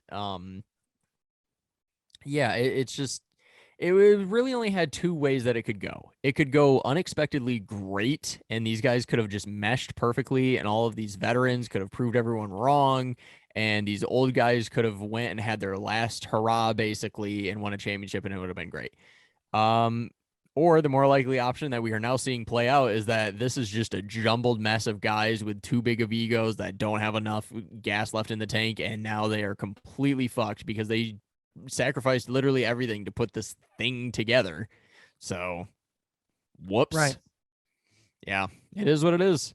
Yeah, but Sean, for sure. Yeah, I think that's more or less the fate of the bet is that it looks like the Brooklyn Nets are certainly going to do better than Wait, the what? Los Angeles Lakers at this point. Robert, who could have seen this coming? I feel like this is like the Eric Andre meme where. Wait, I'm sorry. Are you telling me a team with Kevin Durant and James Harden is better than a team with Russell Westbrook and Dwight Howard? Fuck you. But yeah. Our beloved Pistons are sort of, floating around in the ether, still doing basketball, I guess, kind of. Well, here's the thing to point out. The Detroit Pistons came into 2022 with 5 wins. They sure did. In 2022, they have won 5 games. That is true. They have actually been on a slight hot streak. Yeah. So I guess I am a little bit undercutting them. Yeah. So ever since the new year, they're 500 so far. In my opinion, I think you can attribute the rise in play of Hamidou Diallo, his defensive ability. But I think you can also look at guys like Cade Cunningham and look at, oh yeah, he's putting the pieces together. I mean, he is truly putting the piece together. He's becoming the closer that Detroit's needed. And on top of that, you look at guys like Sadiq Bey too. He needs to get his pointing attitude under control though. That was too aggressive and violent of a point. I cannot adequately put into words how bad that ejection was. I immediately was brought back to when Tim Duncan was ejected for laughing. Because it's where we're seriously one of the dumbest things I've ever seen in sports. I was like, wait, they did what? Because if you literally look at the photo, he's not even pointing at the guy he dunked on. He's not even looking at Jalen Smith. And like, if you he's even kind know, of just pointing in the direction of fucking, I don't know, anybody. He literally was pointing at his friends behind the bench. That's literally what he was doing. Also, literally, like every player in the league does this, like after every bucket, basically. Well, yeah. Like LeBron literally grabbed his nuts and did like a fucking like this kind of run down the court after draining a 3. No one gives a shit. Cade Cunningham, he's constantly doing stupid little bullshit. He's yelling at the bench saying like, I own you. Or how about all this like bow and arrow shit that's like really fucking racist and like fucked up, like, or like all these like stupid like all these really stupid goddamn things that they do. We can't, God forbid he points at his friends. Like, unbelievable, truly. Yeah, truly one of the dumbest things I've ever seen. Especially because, like I get how that's technically a taunt. I get how, I get technically by the rule book, you have to maybe fucking soft, but like, it's so soft. It's so stupid. He was just having fun and like, agreed. And because if Cade Cunningham, he's literally not a taunter. Like, no, he's literally one of the most mild mannered, like really just super chill, even tone. I mean, there's a reason why every Detroit fan makes fun of his advertisements because he's just so fucking milk toast in them. Dude, and so awkward. Dude, there is only 2 things I've seen that man not talk a monotone about. Or like, there's only 2 times I've seen him get animated, and it's anytime he's on a basketball court getting hyped, and it's when they got peanut butter and jelly. Y'all got peanut butter and jelly for real? Like, that is the only other time I have seen that man get that excited. So yeah, he's just got a very plateaued attitude, which is fine. I mean, hey, Yeah. shit, it is Which- what it is. But which, yeah, by he's the just way, very. the Cade pointing meme has become a thing on Pistons Twitter. I've seen it. It's so good. And my favorite was the peanut butter and jelly one where he's just pointing I at love that. that one. Oh my God, that was so good. Y'all got peanut butter and jelly for real? So good. But I loved it. oh yeah. But yeah, no, the Pistons looking pretty decent, I guess. I Yeah. kind of forgot that they've been on a run, mostly because I kind of just gave up on the season in a lot of ways when it comes to Detroit, because why the fuck would you not give up on the season at this point? But yeah, Well- Rookie of the Year, Cade Cunningham has been on a run. It's been Mhm. nice. He got his first tech. That was pretty cool. His And, first ejection. Yeah. Yeah, fuck it. Why not? Yeah. 100%. Good for the kid. I like it. Yeah. Now, as even as a fan, listen, I'm calloused at this point. Like these last 2 years, I've just accepted this is what it's going to be. It is what it is. Yeah. But now I as someone that technically covers the team, I guess, I'm a beat writer, for lack of Yeah. better terms. Yeah. Know that you're know- a Hollywood executive, right? So anyway, now that I'm a beat writer, it's like, it's kind of like, I still have to watch pretty much every game of this team. Right. As a member of the paparazzi. Yeah, that's me. I am the paparazzi. That's right. From my bedroom. That's right. Yeah, bedroom paparazzi would be a really good band name, by the way. But forever, yeah, whoever Sounds wants like a that up. stinky sex tape. It's just like the fucking Kim Kardashian offshoot. Oh, Like, low quality as fucking. It's just like two not famous people. Like they're just like middle aged. Like it's it's being just wrong. filmed on like a Windows smartphone from like 2011. Like a fucking razor phone, like one of them little thin flip guys. Yeah, dude. Yes. Fuck Did you see yeah. those are making a comeback, by the way? We're not talking about that. Yeah, that's fair. Yeah. But Yeah, but in all seriousness, I think there's been a lot of good things. And also, here's another thing. There's this thing that happens with young teams where they get better over the season. correct. So- Hopefully. Well, and we have.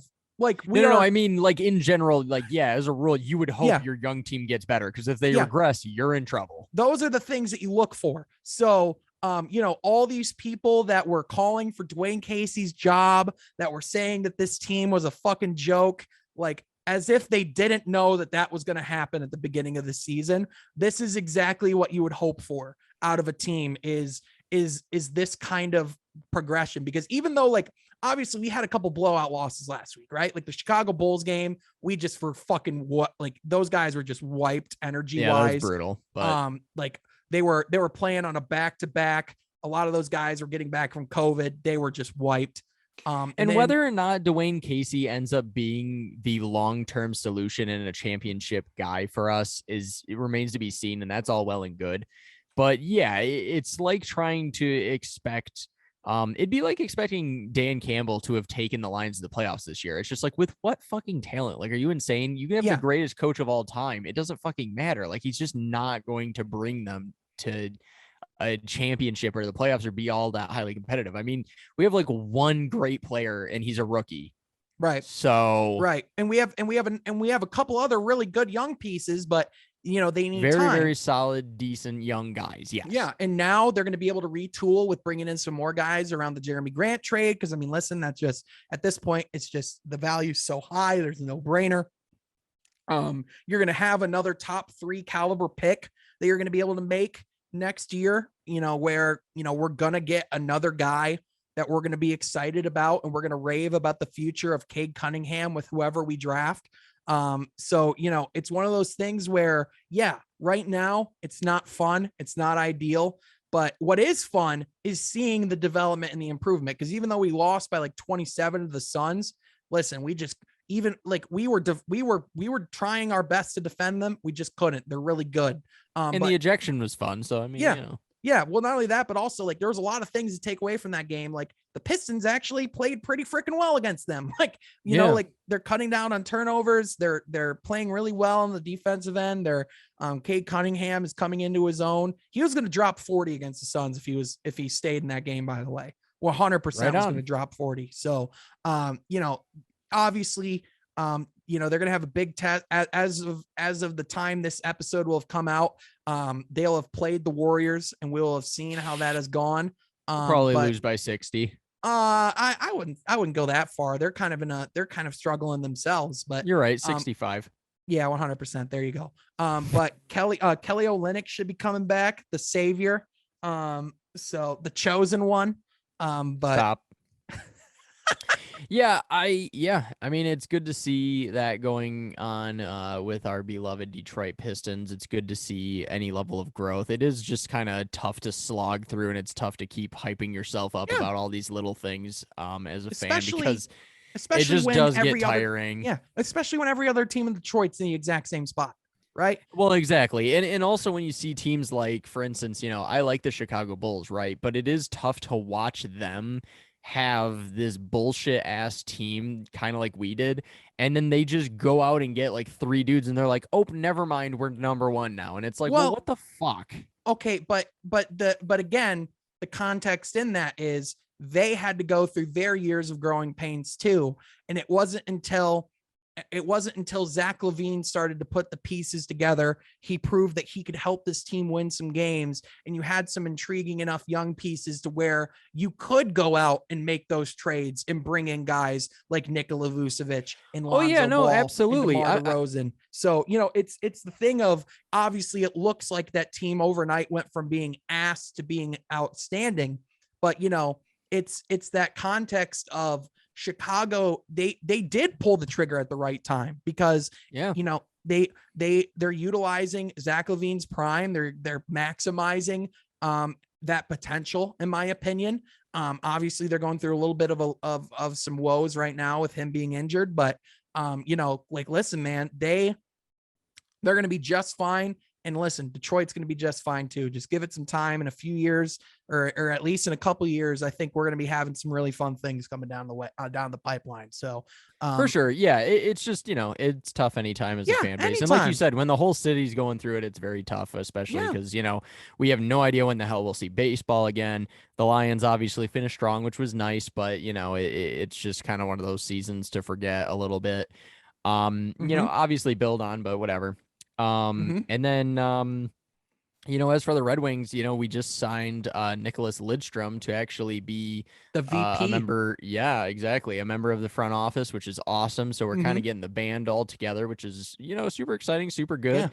The team's still been playing somewhat okay. I mean, they're certainly cooled off a lot from where they were at, and Lucas Raymond really went through a bit of a cold stretch there, and that just happens with rookies, you know. And I don't think we're going to make the playoffs at this point. I think for a little while there when we were super hot, it seemed like we could sneak in, and we still could technically, but I think missing Jacob Vrana is starting to really settle in a way that hadn't really quite all season. I think it's becoming evident that we're missing guys like him, as well as Bobby Ryan, I think was still kind of a big loss from last season. You know, there's just a few different things. I think that the youth of the team, as well as you know, just missing some of these guys that that we had before, you know, it just leads to a lot of that inconsistency. But yeah, no, as a you know, fan of the Red Wings, I think that that's a similar thing with the Pistons. It's just sort of, you know what you're in for, you know what kind of season you're going to have. And when you just kind of look for those building blocks or those solid moments, you know, watching guys like Raymond and Sider, you know, continue to grow, and even Larkin, you know, fall into his captain role even better. You know, those are the things you're looking at versus the wins, you know, necessarily, and that kind of thing. So you got it. Yeah, it's just one of those deals as a fan. Yeah, 100%. One of the things I said, you know, like, this is like one of the things that I closed with on like one of my articles, actually talking about the Pistons game against the Suns. You know, like the thing I said at the end, you know, they were able to compete for a strong portion of the game against one of the best teams in the NBA. Here's hoping Detroit's moral victories can turn into victories in the win column sooner rather than later. Because like, that's the thing. You have to look for those moral victories and those little silver linings. But in reality, like you said, we want to see that turn around. We want to see better things happen. But yeah, you know what? When those things do happen, the Pizza Palace is gonna be growing, and we gonna be there, motherfuckers. So Hell yeah. hell yeah, man. So good thing, With one good last things are thing, coming. Yeah, with one last thing in regards to hockey a little bit, I do want to take a moment over here in the golden corner for the Vegas Golden Knights. You see, it's much like the Raiders, Anyways, Yeah, they all get things their that own fit little. really well on this That's Detroit right. podcast. Yeah. This Detroit/Vegas podcast. That's correct. The the Vegas Golden Knights, boy, oh boy, have they had some ass hockey they've been playing recently, and none other than last night when they were up 3-0 against the Penguins. They were absolutely fucking them in the face, and then they decided, you know what, this was fun. This was fun, but let's go ahead and lose 5-3. Let's just go ahead and do that for no reason. Let's just give up 5 unanswered at home, fucking home. So looks like they're it's been a little bit annoying. 4-2 in their last 10. So yeah, we don't need to bring that up. They they're like 4 and or what was it? I think they're like 1-5 or something like that in their last few home games. I don't remember what it is. They've been, it's rough. It's a really rough stretch we're on right now. So Jack Eichel cannot come soon enough. However, the problem with that is that there's no cap room for him. So the second that he's healthy enough to hit the ice, we're gonna have to make a trade, and that's a yikes. So as we add, we also subtract. So yikes. Hey, I Yikes heard as Russell fuck. Westbrook's available for trade. Fuck you. So Oh my gosh. so anyways, I think that pretty much does it for the Pizza Palace. Yeah, this was a good long one. This might be our longest one we've ever done. I think it is, but I think we covered a lot of really good ground in here. We did. A nice deep dive in the NFL and all of the fun shit going on there. Even though our teams are eliminated, we still have things to look forward to, such as Matthew Stafford and, of course, my beloved Tampa Bay Buccaneers. You know, still out here trying to make me proud up until Tom Brady leaves, and then I have to suffer through another fucking 0-17 season again or some bullshit. Yeah. And hey, we even talked some basketball. We got some hoops in there. We discussed Bull being too tall. We took quite a journey. We did take a nice journey, but it's good. We covered all of the major bases except for the only sport that has bases, because we don't know if it's ever coming back. So yeah, which makes me very sad, because I think, don't tell anyone this, Sean, but I think I might be a bigger baseball fan than hockey fan at this point, but don't tell anyone. No, it's very sad. It's very, very frustrating. I've really, really, really fallen head over heels in love with the game of baseball over the last couple of seasons. It's just something that I just can't get enough of. I mean, we have a local single A baseball team here in town that I went to, probably at least, probably 3-4 games a month, something like that throughout the summer. And, I love being at a baseball field. So the fact that, the league is going through what it's going through is very fucking annoying. That was a really impressive stretch of all those Whitecaps games you went to. Even more impressive was how many invites I got to those. Yeah, there was hang on, I think my Zoom connection is actually cutting out. It's really fucking weird. I don't know what happened all of a sudden. I might need to call Xfinity. I think my internet's down. Oh, you're breaking up, Sean. Can't understand you. Yeah, crazy shit's going on. There's a lot of fucking wind. I'm trying to blow into the mic like a fucking retard. Anyways, the point is, I don't know where I'm going anymore. We lost the plot. Listen, there's no Dale plot. Earnhardt. It's the Pizza Palace. Raise hell, praise Dale. We got Dale Earnhardt. Don't step on any snacks, ladies and gents. Go Raiders, go Bucks, go Lions, go Sucks. And we will And most importantly, go Pistons. And most importantly, baby, let's go Stuns. And we will see you next week with, I'm sure, more nonsense. And hopefully not any fresh arrests for the Raiders in the offseason. Please, for the love of Christ. Knock on wood. Knock on wood if you're with me, man. Says John Gruden in a jail cell. But anyway, that's we'll right. get you. Bye, guys. Ow.